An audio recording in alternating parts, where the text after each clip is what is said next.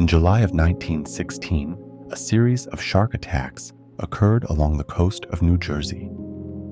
The events drew attention across the region, but the final attack did not happen in the ocean. It happened inland, in the waters of Matawan Creek.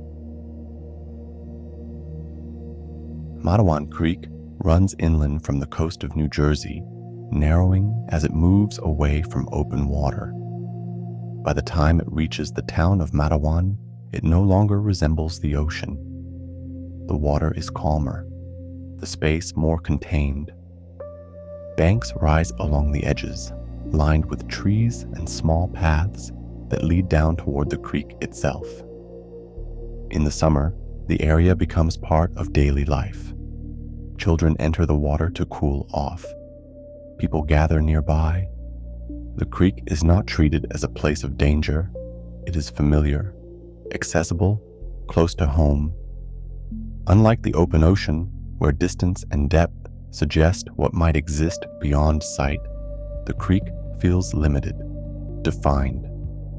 The kind of place where what is present can be seen, understood, and accounted for. And for that reason, it carries a different expectation that what enters the water belongs there.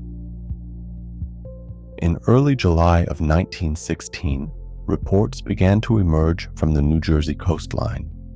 The first incident occurred in the ocean. A swimmer entered the water under normal conditions.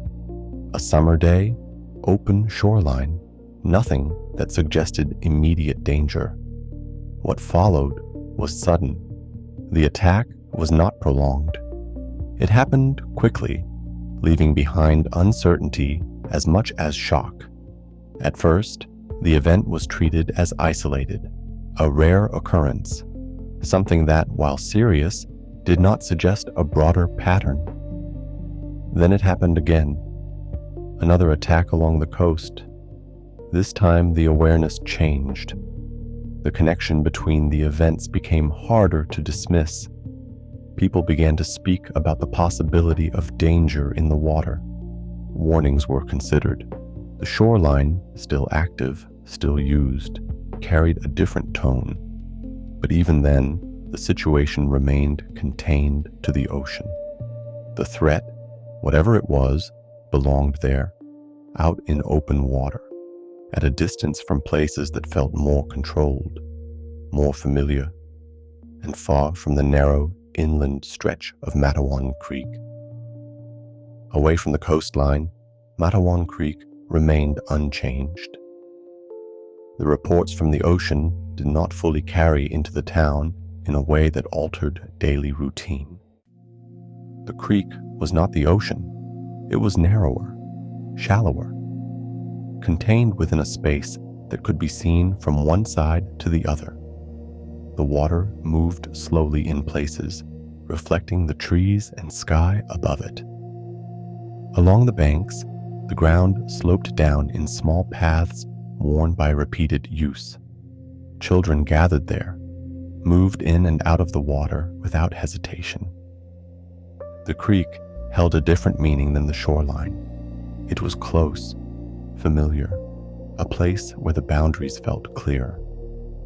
On that day in July, the scene followed that pattern. Boys entered the water. They moved through it casually, talking, playing, staying within the space they knew. Nothing in the creek suggested change, no visible disturbance, no movement beneath the surface that could be clearly seen. The water remained what it had always been, until it wasn't. The first sign wasn't understood immediately. A sudden movement in the water, a disruption that did not match the slow, steady motion of the creek. Then the reaction. One of the boys was pulled beneath the surface. The moment did not extend. It did not allow time to process what was happening in a familiar way. Those nearby moved toward the water, called out, tried to locate where he had been, but the surface had already closed again. What had been seen did not match the place. This was not open ocean, not a space where something like that was expected. And yet, it had happened there, within the boundaries of the creek, within a place that had been understood. The water no longer held the same meaning. And before the event could fully settle into understanding, it happened again. Another boy, another sudden movement, another moment where the water broke and then returned to stillness. The space that had felt contained no longer offered that certainty. The presence within it had changed what it was.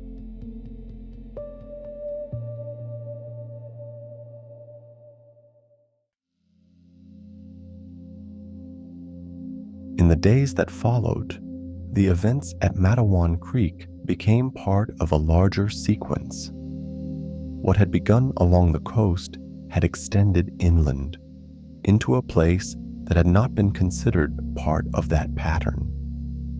The question turned toward how it had happened, how something associated with open ocean could move into a narrow creek. Explanations were considered. The possibility of a shark traveling inland through connected waterways, the behavior of animals under certain conditions, movement influenced by currents, tides, or changes in environment.